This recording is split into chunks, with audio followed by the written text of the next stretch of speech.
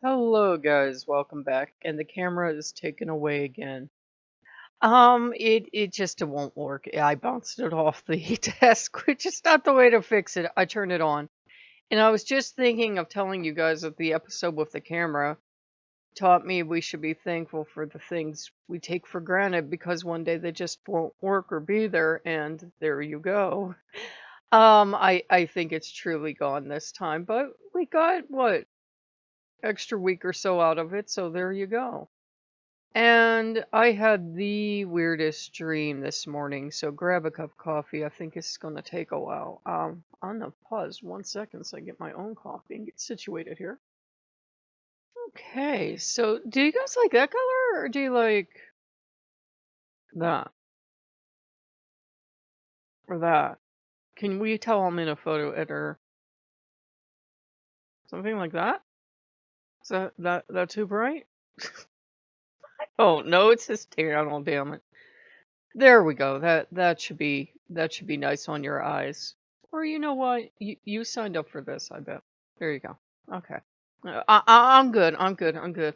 I'm done touching all the buttons, I swear. Well, I could animate it. Yeah. I had the weirdest dream. So do not read Women Who Run with Wolves for days on end, especially if you're having like dizzy spells and then go to bed. It was like my unconscious or the gods or somebody was hitting me over the head. It started, I was both a man in a room. He was in a beige room. I don't know if this makes any sense. He was in a beige room, and the room almost seemed like it was put together like a stage prop. It was this beige room, kind of beigeish, kind of golden. Um, and he had a gun, and it's in an apartment building of some kind or a hotel or something.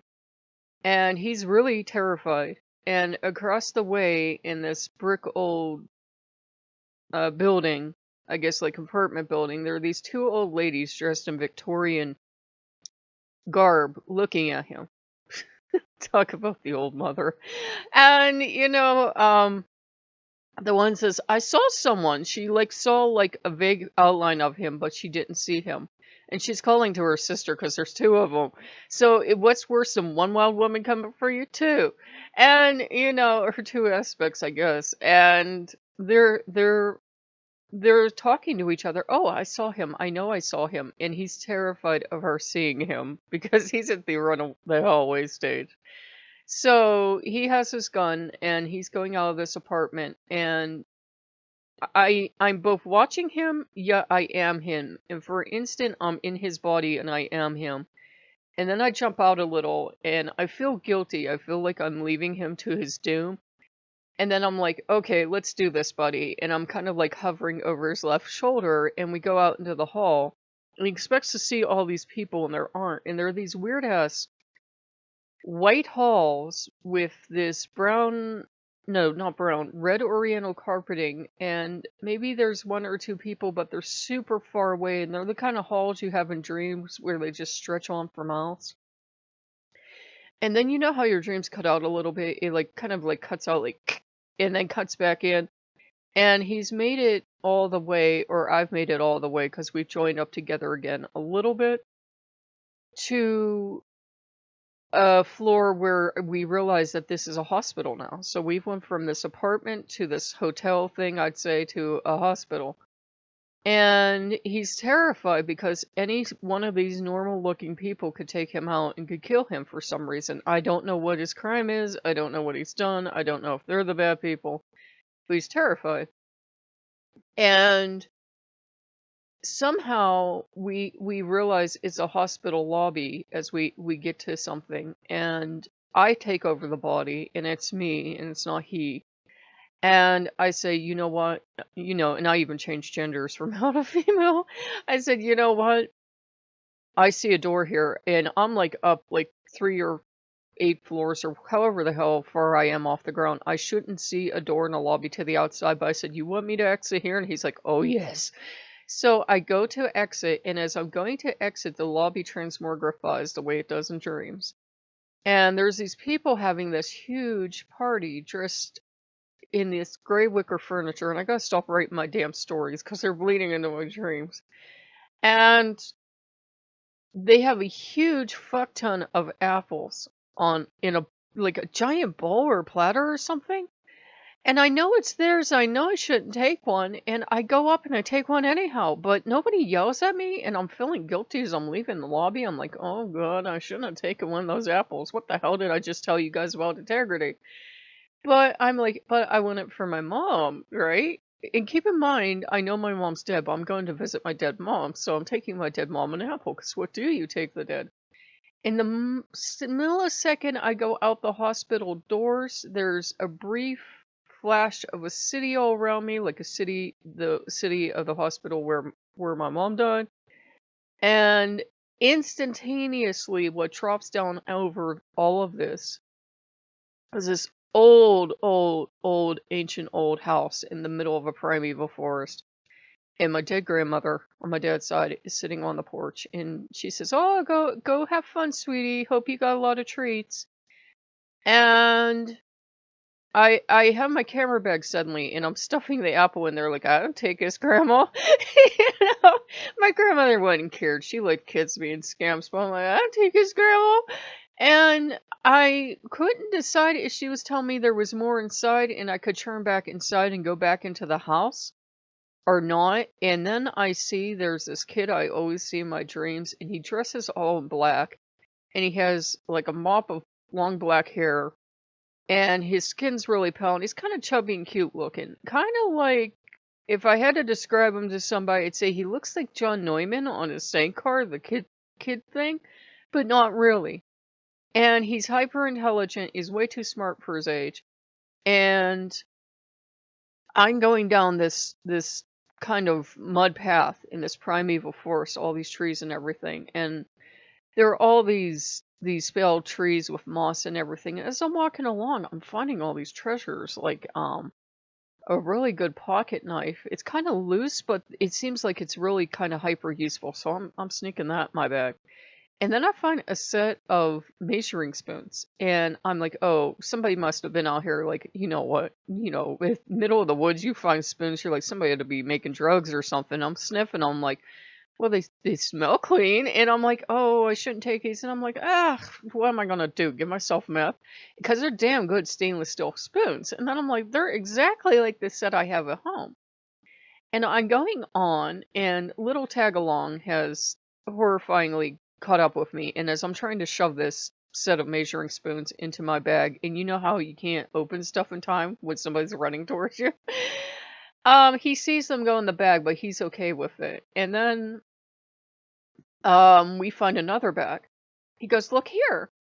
And we both know it's not my bag, and we both know you're not supposed to root through people's bags, but we're nosy, damn it. So I said, oh, that's a nice bag you got there. And he caught on to me instantly. He goes, oh, yes, let's look at all my treasures. And he flips it open, and we're going through all this stuff. And there's like weird stuff. Like I have these teeny tiny jack-o'-lanterns that you put on two fairy lights to make a set of jack-o'-lantern lights. There's stuff like that, and it looks exactly like my bag, but there's all this other stuff too, and the more stuff we take out of the bag, the more there is, and it looks like there was this pinkish, purplish camera. It's all kind of like stuff from my family, like, you'd say family treasures. It's not worth anything, but it's sentimental value. And yet there's other stuff in the bag too, and we're just going through this. And he's just pulling stuff out of nowhere too, and he's like showing me these drawings he did. And I said, that's funny, that must run in the family. And I showed him some drawings I did. Mine weren't anywhere as good as his, because this kid's like a little wonderkind. I mean, like if he would paint, it'd be like a Rembrandt or something, and you guys have seen what I can do, unfortunately. But we both drew this woman with one half black hair, one half white hair. And, I'm thinking of the book I read, and I'm like, that must be it. But it was the weirdest dream. Then I woke up. And yesterday, I felt really tired, and I went down. Yeah, I went down. I went and I laid down. And I'm just starting to dream or meditate or whatever you want to call it. and I'm in this cave underground. It's always this kind of, I guess, like sandstone cave, and I have this torch way above, holding it way above my head because I'm in chest deep water. And the water's kind of that beautiful gray kind of silty color it gets when there's like a lot of slate and everything around. And I know that, and I'm looking all around the cave and everything else is darkness, and I know that I'm gonna have to go under the water and swim to get to this goddess. And I'm like, well, I'm not afraid because I can swim and I can be here. This is my home. I can be under the water as long as it takes. And do you know the moment I was gonna swim, the fucking answering machine goes off and jolts me out of the meditation, and I'm like, motherfucker. So I was gonna go meet the death goddess, and some motherfucking cocksucker had to call me fucking language wrecker. I was so pissed, guys. And isn't that the way it always happens? You're about to make this fucking vital, discovery, and fucking answering machine goes off, or somebody drives by and their car backfires, or some kind of crazy shit. Even at night, the universe will find a way to fuck with you. I swear, you could be doing this shit at 3 in the morning. Some drunk ass son of a bitch will go by your house going, ah! And you'll be like, motherfucker. It's like the universe doesn't want you to attain enlightenment or learn these lessons or whatever the fuck it's got going on. Or Loki. I blame Loki. I got, and Loki and Odin have been really leading into me as I'm reading that book. And it's a heavy read. It's I love it, but I can't see how it was so popular because it is a heavy read. And I'm aware that book is getting long in the tooth. And this probably today people would say, oh my God, no, that's so outdated. That's so horrible for you. But, if it works, it works. And the only thing I got out of that book, and I read it until I get what I know I need, and I don't know what I need until I find it, um, was what I always used to tell you guys. There's no right and wrong, mostly, in the world. There's what works and what doesn't. So it's not right or wrong to be that stupid ass G word. I just think that's a dumb word. It's not right or wrong to be married to a god or to cohabitate. Does it work? Does it work or doesn't it? And if it's not working, for example, why is it not working? Is it not working because 80 people are coming over and yelling at you? Yeah, that's what being in a partnership with anybody is like. If it'd be just like having an earthly spouse. Let me get a sip of coffee here, guys. If you're gonna have, sorry about that, if you're gonna have an earthly spouse and all the neighbors are gonna come over and say, well, I've had relations with your spouse, or you can't be a spouse that way because I'm not a spouse that way, or whatever, your relationship would eventually crack. It would just be too much harassment, right? And if you saw, as a married person, if you saw a bunch of stupid people showing up on the internet, you guys know my mouth, and they were just doing it for attention, or they were doing it to somehow get some kind of powers, and you don't. You get to do a lot of suffering is what you do. Marriage is wonderful, but as I've often said, marriage is an institution. Those who believe in it should be institutionalized. Anyhow, if you see if you saw a lot of people doing that, and you're married to a flesh and blood spouse, and you're like, why are all these people suddenly fucking getting married? This is responsibility. This is paying bills together. This is facing ups and downs of life together. This is a lot of days that are just yeah, and this isn't an ever loving adventure. And you look at each other, and you've been married for a while, and you've gone past that cute romantic fluff stage, and you're into the we're in the trenches together stage. And you both start wondering, because it becomes a worldwide phenomenon, let's say, or at least it feels like it. It's not everyone doing it, and logically you know that, but it's just enough people that you start to undervalue your own marriage, right? You start to think, well, boy, we've been doing this for years, maybe decades, and just it seems dumb. No, it seems useless, and you start to doubt the sanctity of marriage. And you start to think, well, maybe this didn't mean anything. Maybe this wasn't important. Why did we get married anyways? And I don't want to go into a historical debate on marriage. Yes, I know how horrible it has been for many centuries of the institution. So, it's one of those things. I don't care if people get married or not. I don't care if the gods want me to use a word like married or they don't. It's just it either works for you or it doesn't. It's just if you're gonna be public about stuff, you know how horrible human beings are. The moment you go public with anything, there's always gonna be somebody there to hate it. I don't care if it's your pet kitten, and it's the damn cutest kitten in the world. There's always gonna be some son of a bitch out there that's gonna hate kittens or hate you or hate the color the kitten is or hate how furry and fluffy and cute it is or think you just got the kitten to show off, and maybe you did. I don't know. But let's say you didn't. Nobody knows what your intentions are.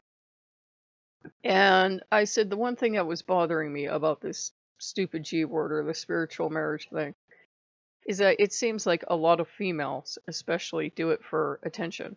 And she's also literally wearing a fur coat. And she's also the priestess. And she's also so special. She's so special. And look at her. And she's posing like a model, and you're like, ugh. And you're the one that feels like you're the undervalued partner then because you dress like Willie Nelson and you're usually scrubbing toilets and cleaning stoves, and that doesn't seem to be part of what she's getting to do. And that's why we came up with the term mistresses with the furs. Mistresses with the furs present an unbalanced view of marriage. You're going to be cleaning toilets and cleaning ovens. You're going to be mopping floors, no matter what your gender is, keeping the house clean, doing absolutely everything because I have never had a god once do a household chore ever. Like, oh, the floor probably could use a little vacuuming, honey. Yeah, well, you know where the vacuum is, dear.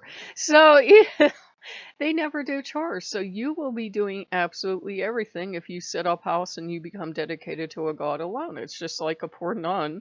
If she's dedicated to her god alone, it's very different for them now. They can even live in normal housing and everything. But she also usually has to have a full-time job, so ain't that a kick in the head? Um, it's you'll be doing all of it. Her God might love her dearly and have called her to him, but he's still not going to do housework. Son of a bitch, am I right, ladies? And that goes for every gender and no gender at all. You will still be doing all the physical stuff. And I think what was really bothering me is some women present it as, yeah, if you get this spousal, you're going to write a bunch of books, or you're going to get fur coats, or you're going to get diamond jewelry, or everything is luxury. And gone are your days of being Cinderella and scrubbing the toilets and buying the food and paying taxes and balancing the budget. It sounds like, they make it sound like the gods just set you up into a apartment and take care of all your needs and you have a maid staff, and that's not what happens ever. If they say it is, it's because they come from a fucking wealthy family and they had that money.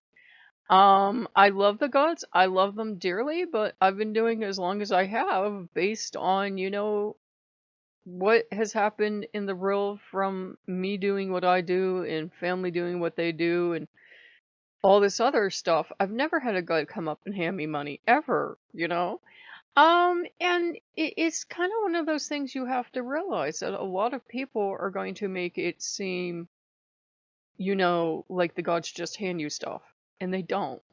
They got lucky if they published a book. They got more than lucky if they published many books. If they became part of a leader of something because of the force of their personality, that's because they found people that'll do whatever they say. It's very easy to find yes men.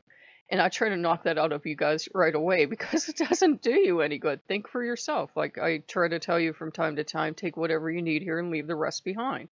Don't even let it bother you, keep you up at night. I'm not God or goddess. I don't know all the answers. I only know what works for me.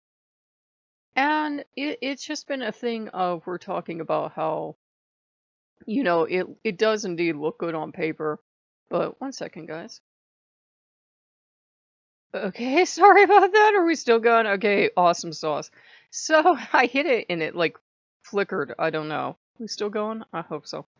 Anyhow, um, I think it can still work on a limited basis, but you do have to be aware of how many people do abuse it. You're gonna have people way too young claiming it, unfortunately. There's a reason that you shouldn't get married till you're a legal adult. You're gonna have people claiming it and just using it as an excuse to then go police what they think is the community. And I'm not part of any community, but they still roar up to me and shout at me and tell me I'm an insult to being a stupid ass G word or a pagan. You're gonna meet people who do it the one right way, and if you're not doing it their way, you're not doing it right. You're going to meet people who say you have to enter and I apologize for the term, God-slave relationship. That's fucking stupid. We freed slaves for a reason. Don't do that to yourself. It seems to be a phenomenon only and unique to white people, specifically white women who have accomplished a lot in their life. It's almost like they're apologizing for something. Fucking stop it, girl. Get off the ground. What God that loves you would want you to debase yourself like that? And the one thing I can tell you with the gods, and I know it's frightening and confusing, is one, it can be very easy to make up a version of the god in your head and go off with that god. And that is the god that is hyper supportive to the point where even when you're doing stuff you know is wrong, they're assuring you it's right. And sometimes I think the Loki I make up in my head sometimes, you know what I mean? Like when I want to do something, all of a sudden Loki's like, yeah, sure, let's go do it. That might be the Loki I'm making up in my head at that point. Um, or they are hyper abusive and they're debasing you. That's also the god you made up in your head. And it's far more seductive to work with the god we make up in our head because they're either punishing us like we think we deserve to be punished, or they are supporting us in the way we think we deserve to be supported, which is actually the worst kind of support because we could just go be self-destructive and they'd be like, yeah, go for it, man. You have to work on your discernment. That's why we have stuff like tarot cards, Ouija boards. I know I said it's carny trick. Hey, tarot cards were fucking playing cards for rich people. Runes, whatever you do. You can do anything. Regular deck of cards, flipping on YouTube, flipping on the radio, whatever. The gods will find a way to talk to you. And usually they're not going to support you every single decision you make because some of them are dumb. Like I have seen a bunch of stuff recently online and I've been getting those hungries the last couple of days. Must be somewhere in my cycle. The other day, what did I want? I wanted donuts and cider. Then yesterday I swore I could kill for fried chicken. Today I want pizza because Loki mentioned pizza. So now I want pizza.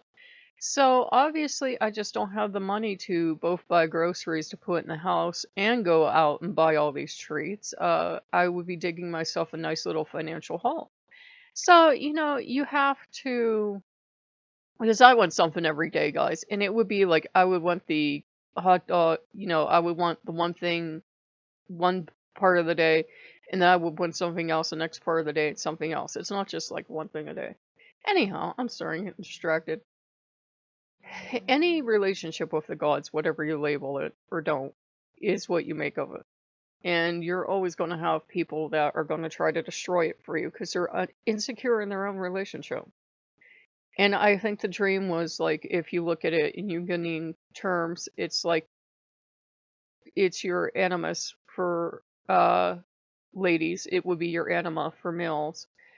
They're always thought to be a part of you. And I was both connected to him and apart from him. And ideally, you should work in a partnership and have each other's back because this is the other part of you. And you help each other navigate scary situations, and you have each other's back. For women, and this is not meant as an insult, it's just the way our society's made, which is what helps kind of make up the way our brains work. He's that extra oomph you need. For men, she can still be that extra oomph you need, but in a different way. They complete you. Whatever you don't feel you have in your waking part, you actually have, but it manifests as your anima or animus. And my buddy and I always have each other's back at the end of the day, even if I'm not the bravest person in the world, and I sometimes yell at myself for being a coward because, like, I detached from him for a moment. But you always have each other's back. And even if I didn't know what he'd done, if he'd turned into a criminal or whatever else, it was time for me to have his back. Now, in a spiritual sense, you could say that represented the gods feeling like they've been wowed and going to criminals. And I had to spend extra time with Loki last night because he's damn near feral. Because Odin hogs all the attention, and Loki will pretend to be good, but he's quietly going feral and insane in the corner. And you're like, "You good? Yeah, I'm fine. I'm fine." And so he's luckily, since we have years of a relationship, each time he starts going feral again, it's easier to pull him back. But Odin is so greedy. Odin would have all of my time if he could. And Odin he just needs one more second and one more second of your time. He's kind of notorious for that, at least with me. Where sometimes you have to shove Odin away and say no and say, I need time with Loki. And everyone else is kind of like, I feel they want to be here, but these two are just at this stage where they're trying to reestablish everything, and this could take years. And so everybody else is kind of standing around like, well, this is fun. But relationships with the gods and goddesses, spirits, whatever you're working with, are what you make of them. They can be very filling and very loving and very rewarding. But there are also going to be days where you're going to be scrubbing toilets and doing the laundry and chasing the kids around the house or whatever you got going on. And it's a thing of, it should be rewarding. That woman attacked me, but I'm still right and she's still wrong. It should be rewarding. It should be a partnership. Any marriage should be a partnership. I don't care if one power is the deity and one is you. You should be equal partners. It shouldn't be you cringing around the house and doing everything just so. Yeah, you can do things for them because they are indeed your deity, and you can, make them altars and keep the house clean and that. But you should equally be doing that for you. The altar should delight you. The cleaning the house should make you happy. The way the house turns out in the end, the decorating, should make you happy. You should be feeling satisfied because you're giving them attention and devotion. You should feel you're getting attention and their own kind of devotion right back. And if they are asking you for gifts and they are asking you for tangible things, then they have to have your back and help you, manifest or get, or however you want to put it, the money to get those things to them. So, it is give and take, and it has to be a 50-50 partnership. If you are walking the whole way and you feel like you're walking through heavy snow and dragging your spouse behind you on a sled, that's when it's wrong. Coffee, sorry guys. And if you feel like you are just, doing all the work or you can't find them, that's wrong too. If you can't find your spouse, something has gone horribly wrong. So you have to find them again. And, Odin was pursuing me, pursuing me, and pursuing me, and being pretty damn aggressive. And then when I finally said, okay, all of a sudden he got scared because he's like, this is a trap. I've been chasing her, chasing her, chasing her, and she finally said yes. Same thing for Loki. He was being obnoxious to get attention. When he finally got it, he was looking at me kind of, squirrely, like he didn't know what was going on because here he is being obnoxious for attention. He finally got it. They kind of go feral, at times. Even when they get your attention on a daily basis, all of a sudden your god's kind of feral and you're looking at them like, why did my ancestors worship you? So it's a lot of work. But you should be getting thanks back for it. They should be giving you love and affection. They should be having your back. If you need something in life, they should be helping you get towards it. Or at least, at the very least, helping you plan of how you're going to get towards it. Not, just sitting back and letting you do all these devotions and letting you do all this work and never lifting a finger. That's you've become a pet, or a less fortunate word. You should be partners, 50-50, all the way down the line. And sometimes, yeah, they should, if you give them unexpected little comps, like you give them a candle just because, or you clean the altar just because, or you cook a favorite meal just because, they should do that for you too. So I've rambled on for a while, but hopefully you guys went ahead and grabbed yourself some coffee. So if you like what you see, like, comment, subscribe, and I will see you guys later. Bye bye.